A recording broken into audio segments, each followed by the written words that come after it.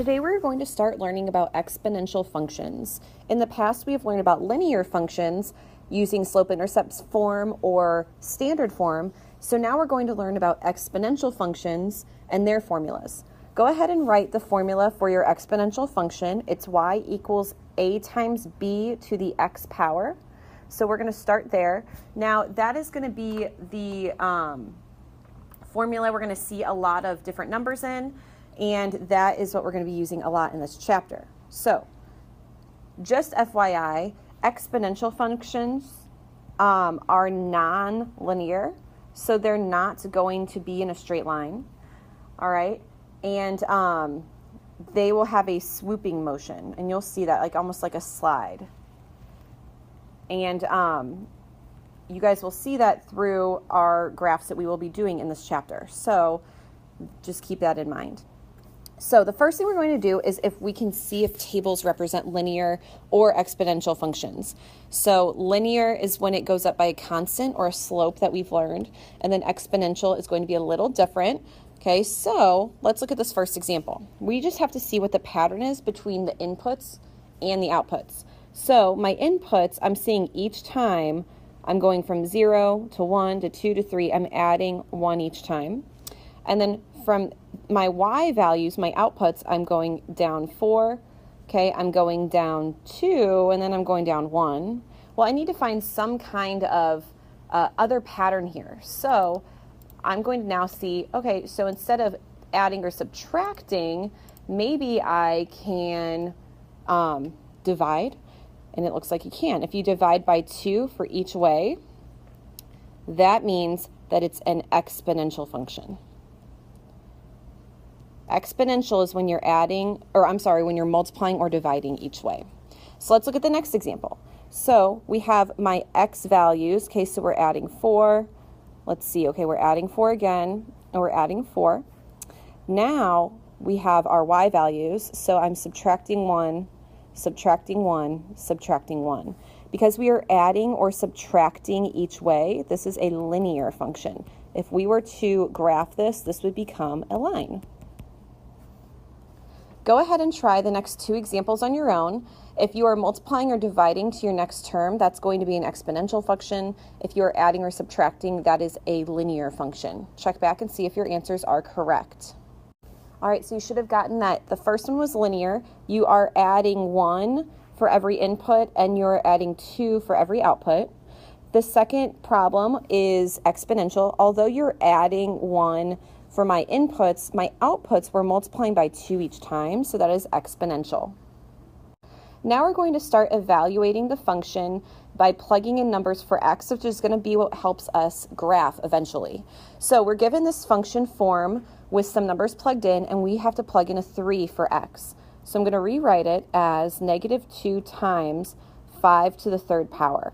So using order of operations, I do 5 to the 3rd power first. You always do your exponents first. So this becomes y equals -2 times 125. I go ahead and finish this out by doing -2 times 125, and it is -250. So that is our answer. Go ahead and try the next one on your own by plugging in a -2 in for x. You should have gotten y equals 12 as your answer. 0.5 could also have been a fraction of 1/2. If you plugged into your calculator, that should have been a +4. Then 3 times 4 is 12. For these next 2 problems, you're going to plug in 3 different numbers in for x. So you're going to have 3 different answers.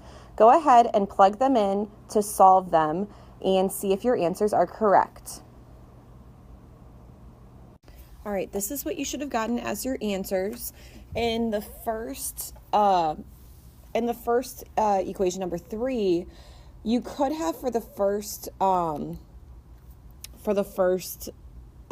fraction 0.025 also, and then I also have decimals in as for question number 4 as well. So make sure you double check your answers and make sure they're correct. Now we're going to start graphing these exponential functions. We've actually seen what the graphs look like through geometric sequences, so they're not going to be linear. They're exponential functions. So we're going to graph y equals 2 to the power of x, and we're going to describe the domain and range. So first for graphing, we're just going to do a t-chart, and you don't need to put in as many numbers as I have placed. Honestly, I think 4 would be enough, but I would do a couple negative numbers. So if we're plugging -2, -1, 0, 1, 2, I think that would suffice. So when we're plugging in a -2, that means y equals 2 to the -2 power, which means 1 over 2 to the second power, which is 1/4. And then when we do it with the negative first power, it becomes the 1/2 as your answer. Anything to the 0 power is 1, 2 to the first power is 2, and 2 squared is 4. So we can start graphing those. So at -2, we are going to 1/4, which we're just going to have to guesstimate. At -1, we're going to go to 1/2. 0, we're going to go to 1, then we're going to jump up to 2, and then 4. So you're going to see that it's going to be the swooping motion that goes up in our graph. Now let's talk about what this domain and range mean. So when we were talking about functions originally, our domain are our x values and the range is the y.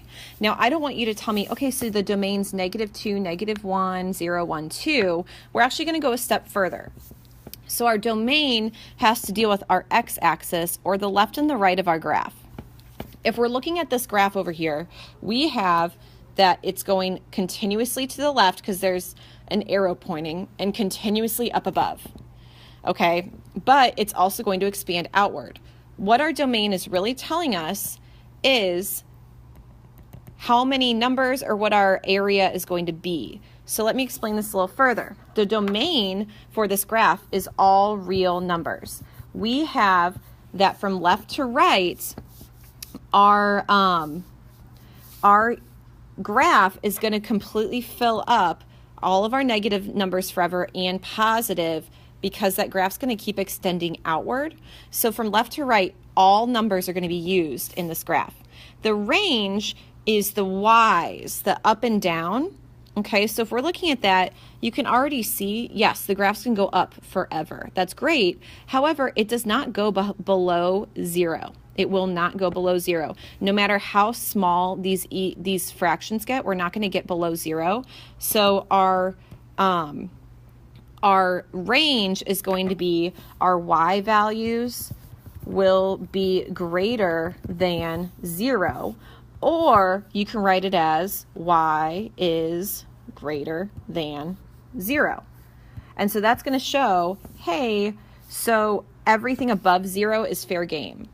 Okay, 0 to infinity, all the positives, and that's what your range means. In this graph, we're going to graph y equals 2 to the power of x plus 3. We're going to describe the domain and range, then compare it to the previous graph of 2 to the x power, which is what we did previously. So go ahead, take your time and fill out a t-chart. I would say go from -2 to +2 and start a little bit there to see how you are. Plug it in and then graph it, then come back to see if your graph looks like mine. All right, so this is the graph that you should have gotten. If you notice, it's a little up compared to the last one. So let's go ahead and talk about this for a minute. I want to talk about the domain and range. So the domain is the same previously, that it's our x values, and it's talking about the left and the right of this graph. Well, it's going to go into the negative numbers, the left forever, as well as it's going to expand out slowly to all the positive numbers. So our domain is going to be all real numbers. And I'm saying all real numbers because you guys will learn in high school that there are irrational, or there are imaginary numbers that you will learn about. But all the numbers from left to right on your graph are going to be filled eventually with this graph. Our range, however, is what's different. It's the up and the down, the y values. We almost have a little barrier here that we can see. It's always going to be this line that those fractions get really close to. We're not going to pass it. So in the previous example, it was 0 that we were really close to, but this time it's going to be that y is going to be greater than the 3 that we see on the graph. So all the y values greater than 3, so all those positive numbers greater than 3 are going to be able to be seen on this graph, but not less.